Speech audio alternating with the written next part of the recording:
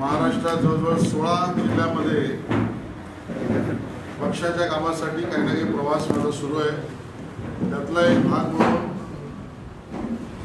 जळगाव शहर आणि ग्रामीण या 2 जिल्ह्यातील प्रमुख पदाधिकाऱ्यांची माझी बैठक आहे। त्या निमित्ताने आपल्या सगळ्यांना भेटण्याचा सुद्धा योग आला, त्याबद्दल मनापासून समाधान वाटतंय। खरं तर राज्य सरकारच्या काय काय गोष्टी मांडाव्यात अशी स्थिती आहे। माणसाला जगवणारे नाही तर मेलेल्या माणसांचे आकडे जाहीर करणारे सरकार आहे। आणि म्हणून गेल्या काही वर्षांपासून आम्ही पाहतो आहोत, कोविडचा काळ असो, आपत्ती असो, वादळ असो, पूरग्रस्त परिस्थिती असो, या सगळ्यामध्ये शेतकऱ्याला, सामान्य माणसाला जगवण्याचे काही प्रयत्न थोर केले आहेत असं चित्र काही या सरकारच्या कृत्यामधून दिसलेलं नाही। दुर्दैवाने ज्यांचा मृत्यू झाला त्या सगळ्यांचे आकडे जाहीर करण्याचं काम मात्र या सरकारकडून होत आहे, केले पाहिजे। आणि म्हणून ठाकरे सरकार हे माणसाला जगवणारं सरकार नाही तर मेलेल्यांचे, दुर्दैवाने मृत्युमुखी पडलेल्यांचे आकडे जाहीर करणारे सरकार आहे। खरं तर त्यात तळटीप आहे ती अशी, तेही आकडे लपवून, कारण करोनाच्या काळामध्ये आकडे कसे लपवले गेले आमचे वर्तमानपत्रातल्या काही सन्माननीय सदस्यांनीच ते बाहेर काढलं आणि ते आकडे सुद्धा खऱ्या अर्थाने समोर आले। कोकणामध्ये अतिवृष्टीचा सावट होतं, त्या परिस्थितीमध्ये रेड अलर्ट होता,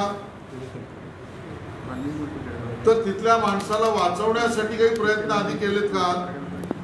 त्या सरकारी यंत्रणेमधून ते काय केलेल्याचे दिसत नाही। आज दुर्दैवाने असं म्हणावं लागेल की या सरकारचं खानदेशाकडे पूर्णपणे दुर्लक्ष आहे। मी नंदुरबारला गेलो, धुळ्याला गेलो, आज इथे आलो। जी माझ्याकडे माहिती मिळाली त्यात सुमारे 10,000 हेक्टर यावर दुबार पेरणी करावी लागली। नंदुरबारमध्ये 20-30% पाण्याचा साठा झालाय। सरासरी पाऊस जो पडतो तोही कदाचित या ठिकाणी पडलेला नाही आणि त्यामुळे दुष्काळ सदृश्य परिस्थिती काही दिवसांनी होईल की काय ही भीती शेतकरी मांडतोय। या बाबतीत पूर्व तयारी काही सरकारच्या वतीने खानदेश मधल्या आमच्या शेतकरी किंवा सामान्य माणसासाठी केलंय किंवा करतायत अशी काही स्थिती समोर दिसत नाही। आणि मग केवळ घोषणा आणि केवळ केंद्र सरकारकडे अंगुली दर्शन, काही झालं तरी केंद्र सरकारकडे बोट दाखवायचं आणि स्वतःच्या राजकीय किंवा राजकोषीय व्यवस्थेतून त्याला भरीव मदत मिळेल अशा पद्धतीचं कुठलंही कृत्य करायचं नाही असं हवालदिल सरकार हे महाराष्ट्रात ठाकरे सरकार आहे। आणि म्हणून मी म्हटलं की सरकार माणसं जगवणाऱ्यांसाठीचं सरकार नसून दुर्दैवाने मृत्युमुखी पडलेल्यांचे आकडे जाहीर करणारे सरकार आहे। मला जे प्राथमिक मांडायचं होतं ते मी मांडलंय। तुम्हाला आता काय विचारायचं असेल तर विचारा।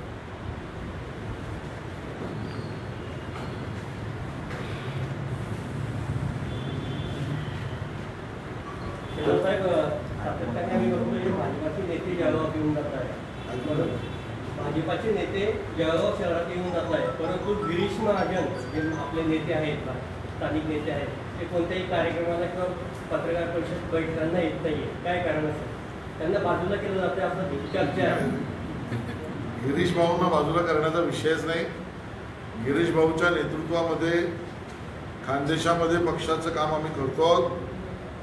राज्यस्तरावरच्या काही ना काही कार्यक्रमांमध्ये ते असतील, त्यामुळे असं झालं असेल तर मी त्यांना नक्की कळवेन तुमची सूचना की त्यांनी यावं। त्यांच्याकडून नाशिकची पण मध्यंतरी जबाबदारी काढून घेण्यात आली आणि परत आता हे सगळं दिसतंय। आणि असं कुठलाही निर्णय त्यांना कमी किंवा बाजूला करण्याचा पक्ष घेऊच शकत नाही. किंबहुना तुम्ही बघितलं असेल तर कोकणामध्ये आणि पश्चिम महाराष्ट्रामधल्या पूरग्रस्त परिस्थितीमध्ये तिथल्या लोकांना मदत कार्याचा अनुभव त्यांचा असल्यामुळे तिथेही विरोधी पक्षनेत्यांबरोबर ते गेले होते. राज्यात प्रमुख केला जाते का? आता ते देवेंद्रजी आणि चंद्रकांत दादा पाटील करत होते. राज्यात ते फिरताय खरं आहे, पण स्थानिक पातळीवर कुठेही दिसत नाही. याचं कारण काय असेल? नाही, असं मला माहिती नाही. नेतृत्व बदलायचं काही स्थानिक याची नेतृत्व मला बदलायचं माहिती नाही. नेतृत्व स्थानिक बदलणार नाही, राज्याचं बदलणार नाही. आम्ही सामूहिक नेतृत्वात त्यांचंही नेतृत्व आहे.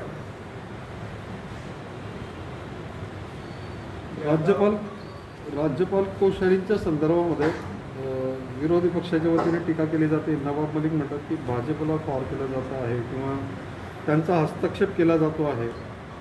तुम्ही कसं बघताय? नवाब मलिक हे स्क्रिप्ट त्यांच्या मालकाने लिहून दिल्यानंतर तसं बोलतात. त्यांचा याच्यातला अभ्यासही नाही. माननीय राज्यपाल महोदयांचा कार्यक्रम काय आहे मी माहिती घेतली. स्वामी रामानंद तीर्थ मराठवाडा विद्यापीठ याची बैठक, त्या ठिकाणी असलेल्या पर्यावरणपूरक विद्यापीठातले कार्यक्रम, मायनॉरिटीज विद्यार्थ्यांसाठी हॉस्टेलचं भूमिपूजन, एक मायनॉरिटी स्कूलचं भूमिपूजन. नवाब मलिक यांनी थोडा अभ्यास करावा. राज्यपाल हे कुलपती असतात आणि राज्याचे कुलपती म्हणून विद्यापीठांना भेटी देणं, त्यातल्या व्यवस्था उभं करण्यामध्ये सहकार्य, मदत आणि सहभागिता करणं हे त्यांचं कर्तव्यच आहे. राज्यपाल महोदय कर्तव्याधीन काम करतायत. त्यांनी रिव्ह्यूची मीटिंग जर घेतली तर यांना अडचण का वाटते? कोविडच्या काळामध्ये त्या जिल्ह्यातील अधिकारी जर कोविडच्या परिस्थितीमध्ये राज्यपालांनी माहिती विचारली आणि अधिकाऱ्यांनी सांगितलं तर यांच्या पायाखालची वाळू का सरकते? असं लपवण्यासारखं काय आहे की जे रिव्ह्यू मीटिंगमध्ये आलं की या सरकारमध्ये बसलेल्या नवाब मलिक टाईप मंत्र्यांना त्याचा त्रास होतोय आणि राज्यपाल काही चुकीचं करत नाही. अशा पद्धतीने राज्यपालांच्या कार्यक्रमांवर एका अर्थाने गैर जिम्मेदारांना विधान करून काहीतरी लपवण्याचं काम नवाब मलिक आणि त्यांची मंडळी करतात. जळगाव जिल्ह्याचा विचार केला तर एकनाथराव खडसे भाजपचं एक प्रबळ नेतृत्व होतं, पण ते राष्ट्रवादीमध्ये गेले. भाजप याच्याकडे कसं बघते, कसा फटका बसला? आता याच्यावर भाष्य मी करावं अशी वेळ नाही आहे. याला जो जोडून एक प्रश्न आहे. गेल्या काही महिन्यांपासून भाजपला नोकरी लागलेली आहे. जिल्ह्यातील अनेक शहरं हे भाजपच्या ताब्यातून सुटत चालले. त्याच्यामध्ये शहरातली महानगरपालिका आहे, रुपयानगर शहर आहे, बऱ्याचशा ग्रामपंचायत वगैरे या सगळ्या भाजपच्या ताब्यातून सुटत चालल्या. त्यामुळे सुरुवातीपासूनच सांगतो की हा प्रश्न आता जुना झाला आहे. मी एकनाथराव खडसेजींवर व्यक्तिगत काही टीका टिप्पणी करणार नाही, पण एक गोष्ट नक्की सांगेन, ज्याने ज्याने भाजपला सोडचिठ्ठी देऊन बाहेर गेले त्यांची दुर्गतीच झाली. राहता राहायला एखादं मोठं झाड पडलं तर थोडा काही आजूबाजूच्या गोष्टीत पडझड होते, पण ती तात्कालिक असते. येणाऱ्या निवडणुकांमध्ये दूध का दूध पाणी का पाणी होईल. सर, याला असं म्हणतात की ईडी लावल्या, जे भाजपाचं सोडलं गेलेलं आहे त्यांना ईडी लावली जाते, असं भाजपाचं वा एक षडयंत्र म्हटलं जातं, असं म्हणतात विरोधी पक्ष. कसं बघता? जो चोरी करतो त्याच्या मागे ईडी लागते, एवढंच त्यातलं खरं आहे. जळगाव शहरामध्ये महापालिका हातातून गेल्यानंतर सगळा रोष हा आमदार राजमामांवरती आला की आमदार आमचा ऐकत नाही, आमदार आमचं काम करत नाही, त्याच्यामुळे आम्ही 27 फुटलो, असं 27 जणांचं म्हणणं पडलं. याकडे जे 27-30 राहिले त्यांचं म्हणणं मला खरं वाटतं. कारण भाजपचा विचार, माननीय मोदीजींचं कार्य, देवेंद्र भाऊंचा असलेला प्रभाव, हे सत्य ज्यांना कळलं त्यांच्याबरोबर आम्ही समाधानी आहोत. जे गेले त्यांनी आम्हाला धडे शिकवायची गरज नाही. छत्रपती शिवाजी महाराज विमानतळाला आगामी गेट असं नाव दिलं, याबद्दल भाजपने काही प्रतिक्रिया व्यक्त केली नाही. मी सकाळची माझी प्रेस ऐकली नसेल, मी कालही बोललोय. पहिल्या प्रथम तर छत्रपती शिवाजी महाराज आंतरराष्ट्रीय विमानतळ हे नावच मुळी भारतीय जनता पक्षाने दिलं. स्वर्गीय प्रमोद महाजन यांनी त्यासाठी सर्वस्वी प्रयत्न केले. भाजपची भूमिका स्पष्ट आहे. छत्रपती शिवाजी महाराज आंतरराष्ट्रीय विमानतळ हे नाव बदलणं, कमी करणं, त्याचा अपमान करणं, त्याच्यात अजून काही अटी शर्ती बदलणं हे भाजपला मान्य नाही. असं जो करील त्याच्या विरोधातच भाजप आज आहे, उद्या आहे आणि परवाही राहील. सवाल तो नाही आहे. सवाल हा आहे की नवी मुंबई असेल किंवा मुंबई एअरपोर्ट असेल, हे अदानीला हस्तांतरण करण्याचा ठराव या ठाकरे सरकारने कॅबिनेटमध्ये केला. मग तो अदानीला हस्तांतरित करताना अशा कुठल्याही अटी शर्ती त्यांनी टाकलेल्या दिसत नाहीत की ज्यामुळे की बाबा छत्रपती शिवाजी महाराज आंतरराष्ट्रीय विमानतळ हे नाव कमी होता कामा नये. अशी कुठली अट शर्त हा ठराव मंजूर करताना ठाकरे सरकारने का नाही घातली? ती न घालण्यामागे काही कारण आहे का? अशी अट न घालण्यासाठी कोणाचा दबाव होता का? आणि त्यामुळे असे ठराव दिवसा पास करायचे आणि रात्री मात्र ज्यांना तो ठराव पास करून दिला त्या लोकांना रात्री मागच्या दरवाजात भेटायचं. हे धंदे शिवसेनेने राष्ट्रवादीचे आहेत. जर अदानीने छत्रपती शिवाजी महाराजांच्या नावाचा अपमान केला असेल तर तो चुकीचाच आहे. राज्य सरकारने हिंमत घेऊन त्याच्यावर कारवाई करून दाखवावी. जे नवाब मलिक हे बोलतायत त्यांना माझं आव्हान आहे, सरकार तुमचं ठराव तुम्ही मंजूर केला, भाजपचं समर्थन आत्ताच आहे, कारवाई करून दाखवा. तुम्ही कारवाई करणार नाही, बाहेर बोर्ड फोडून दाखवणार आणि मग दबाव टाकून कोणाला तरी टक्केवारीचं आंदोलन करणार. हे सगळे टक्केवारीचं आंदोलन आहे. सर, गेल्या काही महिन्यांमध्ये महामंडळाची जी परिस्थिती आहे ती फार बिकट झालेली आहे. बसेस ज्या आहेत जवळजवळ एक्सपायर बसेस चालवल्या जातात, एस टी महामंडळ, आणि बसेस एक्सपायर चालवल्या जात आहेत. त्याच्यानंतर कोणी जर त्याच्याविषयी बोलायला लागलं तर त्यांना दंड दिले जातात. परिवहन मंत्री याला तुम्ही परिवहन मंत्री राज्याला आहेत की नाही हा प्रश्न आहे. आणि कोणीतरी म्हटलं ते खरं आहे की परिवहन मंत्री आता परिवार मंत्री म्हणून काम करतात, एका परिवाराची सेवा करतात. एसटीतल्या कर्मचाऱ्यांनी या अगदी पुरात सुद्धा त्यांची जी बिचाऱ्यांची अवस्था झाली हे सगळं दुःख राज्य सरकार पाहत आहे असं दिसत नाही. जुन्या एसटी परत परत चालवल्या जात आहेत, पगार वेळेवर होत नाहीयेत. 2 महिन्यापूर्वी तर पगार दिले आणि ते पगार आम्ही तुम्हाला ऍडव्हान्स दिले तसं समजून पुन्हा काढून पण घेतले. इतका भोंगसाळ कारभार एसटी महामंडळाचा दुर्दैवाने चालू आहे. आणि या सगळ्यावर विधानसभेत चर्चा करायची तर विधानसभेचं अधिवेशन सरकार 2 दिवसाचं ठेवतं. याचा अर्थ आहे ना, चर्चा नको, कर्मचाऱ्यांना त्या ठिकाणी मदत मिळावी अशी प्रक्रिया नको, आणि वर स्वतःची नोकरी जाईल अशा भीतीने तो कर्मचारी चेपला नाडला गेला पाहिजे. याच पद्धतीची भूमिका हे सरकार घेत आहे. जनते त्याच्या विरोधात आम्ही आवाज उठवत राहू. बिलकुल नाही,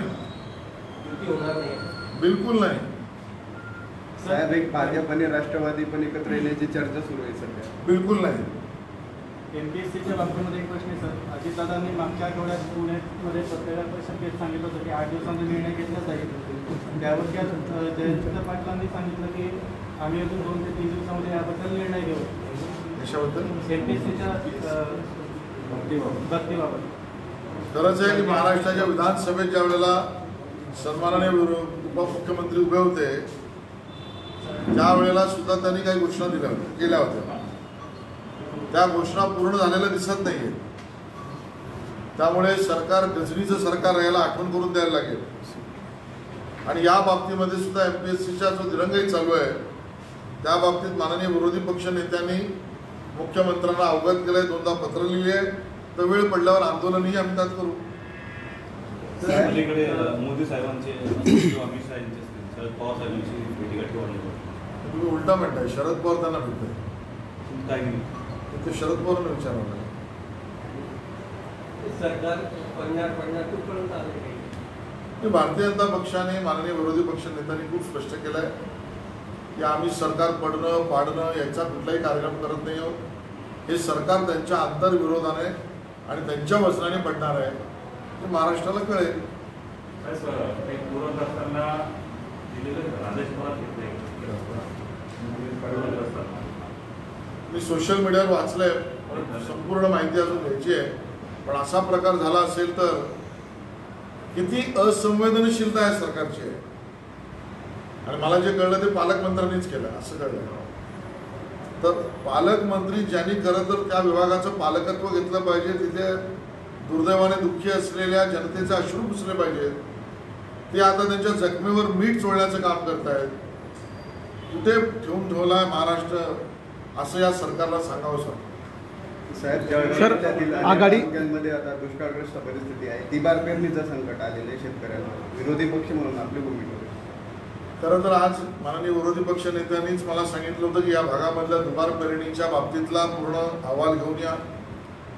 आमचे सहकारी सावकारे साहेब असतील, चव्हाण साहेब असतील, गोळे साहेब असतील, मामा आणि परत आमचे अध्यक्ष असतील दीपकजी, या सगळ्यांकडनं आणि बाकी आमच्या सहकाऱ्यांकडनं मी अहवाल घेतला आहे. मी माननीय विरोधी पक्षनेत्यांना याची माहिती घेऊन देईन, तशी त्यांना माहिती आहेच. आणि मग त्याच्यानंतर्गत माननीय मुख्यमंत्र्यांशी या विषयावर विरोधी पक्षनेते निर्णय घेऊन चर्चा करतील किंवा मग आंदोलन करण्याची वेळ आली तर आंदोलन करू. साहेब, आपण शालेय शिक्षण मंत्री होता. आता आपण बघितलं तर कोरोनाच्या काळात नवीन आदेश आलेले आहेत की विद्यार्थ्यांना कुठल्याही पद्धतीने डॉक्युमेंट जर द्यायचे असतील तर अटकाव करू नये. परंतु खाजगी शाळा अजून पण फीचा तगादा पालकांकडे लावत आहे. यावर आपली काय? अतिशय विदारक स्थिती आहे. तुम्हाला सांगतो, एकतर करोनाच्या काळामध्ये रोजगार नाही, काही लोकांचे पगार नाही, जे भाड्यावर आपलं दुकान किंवा घर देऊन होते त्यांना भाडं मिळालेलं नाही, थोडक्यात आमदनी कमी आहे. अशा परिस्थितीमध्ये शाळांनी 15% 20% शाळेच्या फी वाढवल्या. 1 वर्षापूर्वी या विषयावर मी आणि आमच्या सहकार्याने आवाज उठवला. आमचे दुसरे सहकारी अतुल बातकर कोर्टात गेले. त्यानंतर सर्वोच्च न्यायालयातनं आदेश आला. सर्वोच्च न्यायालयाचा आदेश हा आमच्या राज्याला लागूच नाही अशी भूमिका राज्य सरकारमध्ये बसलेल्या अधिकाऱ्यांनी घेतले. वारंवार आम्ही त्यांना सांगितलं की सर्वोच्च न्यायालयाने सांगितलं की फी 15% कमी करा, जी कमी होईल ती भरण्यासाठी सुविधा द्या. पण तो निर्णय सुप्रीम कोर्टाचा आम्हाला लागू नाही असं म्हणत त्यांनी वेळ काढला. आणि आता मात्र कोर्टाने सुद्धा आदेश दिले, GR निघाला, अंमलबजावणीच्या बाबतीत शून्य आहे.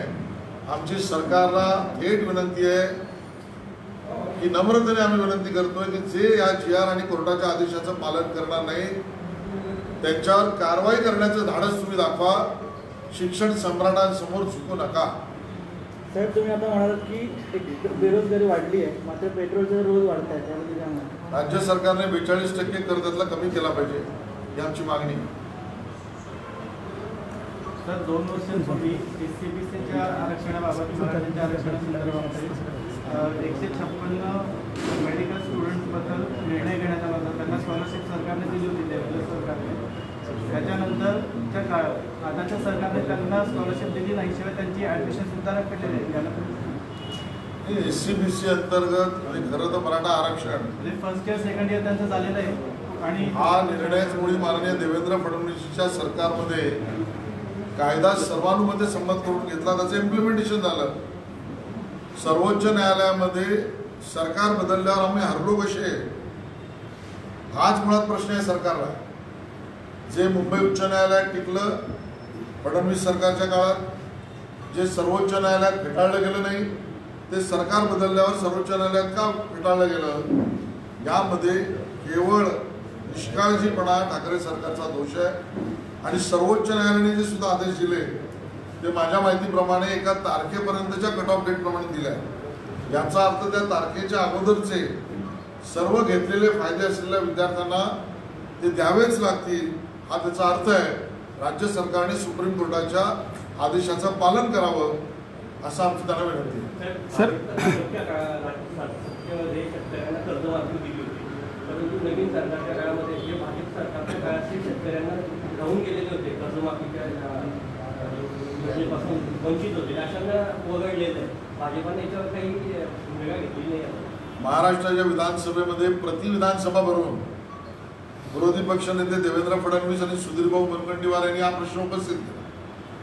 सभागृहात बोलू द्यायचं नाही, बोलू दिलं नाही म्हणून विचारायला जर गेलं तर निलंबनाची कारवाई करायची. मग प्रतिविधान सभा करून त्या ठिकाणी जनतेचा प्रश्न आम्ही उपस्थित केला. खरं तर ठाकरे सरकारांनी आणि मुख्यमंत्री महोदयांनी याचं उत्तर दिलं पाहिजे की कर्ज माफी नाही, मी कर्ज मुक्ती करीन असं त्यांनी म्हटलं होतं. मी 7/12 कोरा करीन असं त्यांनी म्हटलं होतं. स्वतःचीच घोषणा स्वतःच फिरवणारे महाराष्ट्राचे पहिले मुख्यमंत्री आम्ही बघितले. तर त्यांनी काही दिवसांपूर्वी स्टेटमेंट केलं मुख्यमंत्र्यांनी, आम्ही पॅकेज जाहीर करत नाही, थेट मदत करतो. त्याबद्दल म्हणूनच मी अगोदरच्या प्रेसमध्ये म्हटलं स्वतःचा शब्द फिरवणारे मुख्यमंत्री आहेत. ते दौरा करायला गेले त्यावेळेला म्हणाले पॅकेज मी जाहीर करत नाही, मी मदत करतो. आणि आज जे पॅकेज दिले ते पंचनामे आणि संपूर्ण माहिती घेण्याआधी केलं आहे. याचा अर्थ नुकसानीची पूर्ण माहिती न घेता पॅकेजची पब्लिसिटी करण्याचे त्यांनी काम केलेलं आहे. साहेब, पूरग्रस्तांसाठी जी मदत केली आहे त्यावर विरोधी पक्षनेते देवेंद्र फडणवीस यांनी आक्षेप घेतलेला आहे. ते म्हणते की खूप कमी पॅकेज आहे. बरोबर, मी तेच म्हणतो. चला ठीक आहे सर. शेवटचा शेवट गुलाबराव पाटील यांनी असं बोललेलं आहे की गुलाबराव पाटील यांनी असं बोललेलं आहे की पंकजा मुंडे नाराज आहेत, त्यांनी शिवसेनेमध्ये प्रवेश करावं, ही पहिला ऑफर देणारा मंत्री होते. याकडे आपण कसं बघतो? बघा, असं मी कोणाला व्यक्तिशः बोलणार नाही. गुलाबराव आमचे मित्र आहेत, पण दुसऱ्यांच्या मुलाकडेच बघण्याची त्यांचं दृष्टी काय लागलेली आहे. स्वतःच्या ताकदीवर काहीतरी उभं करा अशी मी त्यांना विनंती करेन. सर, लसीकरणाच्या संदर्भामध्ये राज्यामध्ये लसीचा तुटवडा खूप प्रमाणात आहे. मुंबई असो, जळगाव असो किंवा नागपूर असो, म्हणजे राज्यातलं कुठलंही शहर किंवा जिल्हा असो तिथं 2 दिवस चालतं, 3 दिवस बंद असतं, 2 दिवस चालतं, 3 दिवस बंद असतं. काय सर? मला वाटतं नियोजनाचा अभाव. राज्य जर देशात क्रमांक 1चं लसीकरणाचं राज्य झालं तर या लसी आसमानामधून आल्या नाहीत तर जमिनीतून उगवल्या नाहीत. केंद्र सरकारने दिलेल्या मुफ्त लसीच आता चालू आहे. त्यामुळे जे लसीकरण झालं आणि ज्याच्यामधनं जनतेला एका अर्थाने स्वतःचं संरक्षण करता आलं त्याचं पुण्य मोदीजींकडे जाऊ नये म्हणून त्याच्या विरोधात सुरू केलेला प्रचार आहे. सर, शेवटचा प्रश्न सर. आपल्याकडे आठवडाभरात महिन्याभरात किती लसी येणार याचा आकडा आधीच दिलेला आहे. मग त्या पद्धतीने दर दिवसाचं नियोजन करणं हे सरकारला अपेक्षित आहे. सरकार जर हे अपेक्षित काम करणार नसेल तर सरकार आपल्या कामात ठिसूळपणा करते असा आमचा आरोप आहे. सर, शेवटचा प्रश्न सर. गृहमंत्र्याचा प्रश्न आहे. एकूण पोलीस प्रशासनाने जो अंकुश दिसत नाही राज्यभरामध्ये. आताच काल एक घटना घडलेली आहे की इथले जे प्रमुख कार्यकर्ते होते ते एकूण त्या ठिकाणी त्यांनी जो आरोपी आहे त्यांनी एकदम बिनधास्त त्याने ते एका गाण्यावर डान्स केला पोलिसांसोबत. ते आरोपी असताना कुठेही त्याच्यावर अजूनपर्यंत तक्रार केली नाही आहे. एक स्थानिक प्रश्न आहे तो. पोलिसांनी आरोपीसोबत डान्स स्थानिक त्याविषयी याच्यापूर्वी अशा घटना घडलेल्या आहेत. ते काही नवीन नाही आहे. भुसावळचेच ते जे तुम्ही नाव सांगता ते भुसावळचेच आहेत. कोण? आणि त्यांचे पोलिसांशी संबंध आहेत हे काही लपून राहिलेलं नाही आहे. मी आत्ताच अशी येण्यापूर्वी SP साहेबांना भेटून आलो. त्या कानावरही सगळं झटून आलो आहे आणि त्यांनी स्वतः या बाबतीमध्ये लक्ष देऊन कारवाई करण्याचे आश्वासन.